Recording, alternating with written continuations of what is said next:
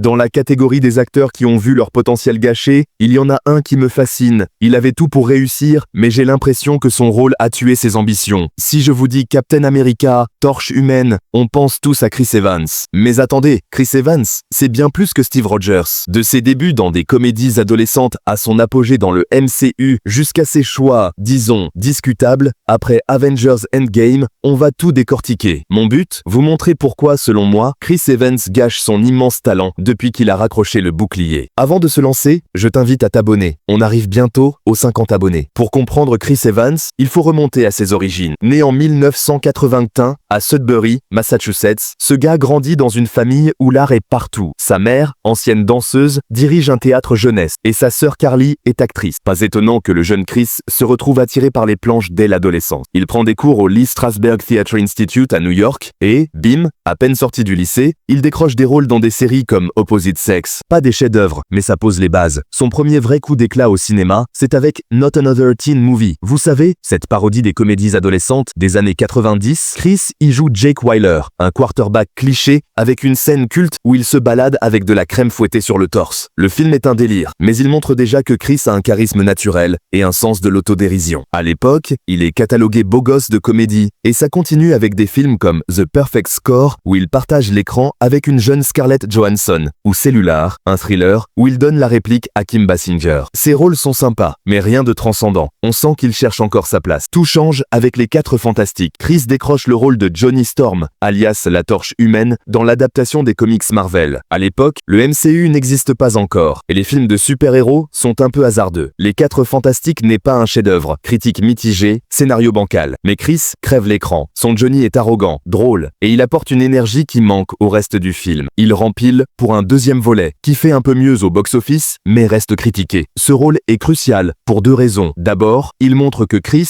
peut porter un blockbuster. Ensuite, il le lie déjà à Marvel, même si personne ne sait encore que ça va devenir le tournant de sa carrière. Mais à ce stade, il n'est pas encore une star. Il enchaîne des projets variés. Sunshine, un thriller SF de Danny Boyle, où il prouve qu'il peut jouer dans des films plus cérébraux. Il tente même la comédie romantique avec The Nanny Diaries et le polar avec Street Kings. Mais soyons honnêtes, aucun de ces films ne le propulse au sommet. Fin des années 2000, Chris Evans est un acteur prometteur, mais pas une tête d'affiche. Il lui manque un rôle iconique, et Marvel va le lui offrir. On arrive au cœur de cette histoire, le MCU. Chris Evans devient Steve Rogers dans Captain America, The First Avenger. Mais avant de parler du film, il faut comprendre ce que ce rôle représente pour lui. Chris a hésité à signer. Pourquoi? Parce qu'il avait peur que jouer Captain America l'enferme dans une case. Il a même consulté Robert Downey Jr., qui l'a poussé à accepter. Et franchement, merci Bébert, parce que ce choix a tout changé. Captain America, The First Avenger est un succès. Le film rapporte 370 millions de dollars au box-office et séduit la critique pour son ton rétro et la performance de Chris. Il incarne Steve Rogers avec une sincérité désarmante, un gamin maigrichon de Brooklyn, devenu super soldat, mais qui reste fidèle à ses valeurs. Ce n'est pas juste un rôle de super-héros, c'est une masterclass d'émotion. Chris rend Steve humain, vulnérable, et c'est ça qui le distingue des autres Avengers. Et puis, il y a The Avengers. Réalisé par Joss Whedon, ce film est une bombe. 1,5 milliard de dollars au box-office, des critiques dithyrambiques, et Chris au centre de l'équipe. Son Steve est le leader moral, celui qui unit Iron Man, Thor et les autres. À partir de là, il devient une superstar. Mais le vrai joyau de sa carrière MCU, c'est Captain America The Winter Soldier. Réalisé par les frères Russo, ce film est un thriller politique déguisé en blockbuster. Chris y est phénoménal. Il montre Steve en proie au doute, confronté à la trahison de SHIELD et à son ami Bucky, devenu le soldat de l'hiver. Le film cartonne, avec 714 millions de dollars, et je pense qu'on est tous d'accord pour dire que ce film est son meilleur projet dans le MCU. Ensuite, il y a Avengers Age of Ultron, où Steve gagne en assurance, et Captain America Civil War, un quasi-Avengers qui oppose Steve à Tony Stark. Ce film est un tournant. Chris montre une intensité dramatique incroyable, surtout dans les scènes avec Bucky. Civil War récolte 1,150 milliard de dollars et prouve que Captain America est aussi bankable qu'Iron Man. Enfin, Avengers Infinity War et Avengers Endgame concluent son arc. Endgame, avec ses 2,8 milliard de dollars, est une apothéose. Chris y livre une performance émouvante, surtout dans la scène où Steve, vieilli, passe le bouclier à Sam Wilson. Il a incarné Captain America dans 9 films et chaque fois, il a apporté quelque chose de nouveau. Le MCU a fait de lui l'un des acteurs les mieux payés d'Hollywood, avec 15 millions de dollars pour Endgame seul. Mais le MCU, c'est aussi un piège. Chris a donné vie à un personnage si iconique que tout ce qu'il fait ensuite est comparé à Steve Rogers. Et c'est là qu'on arrive à la partie controversée de cette vidéo, pourquoi je pense qu'il gâche son talent depuis qu'il a quitté Marvel. Quand Chris Chris annonce qu'il raccroche le bouclier après Avengers Endgame. Les fans sont dévastés, mais aussi curieux. Qu'est-ce qu'un acteur de son calibre va faire après un tel sommet? Il avait parlé de se tourner vers la réalisation, de choisir des projets plus personnels. Et au début, il semblait sur la bonne voie. Il joue dans Knives Out de Rian Johnson. Son rôle de Ransom Drysdale, un petit-fils arrogant et manipulateur, est à l'opposé de Steve Rogers. Il est mordant, charismatique et la critique adore. Knives Out récolte 309 millions de dollars et une nomination aux Oscars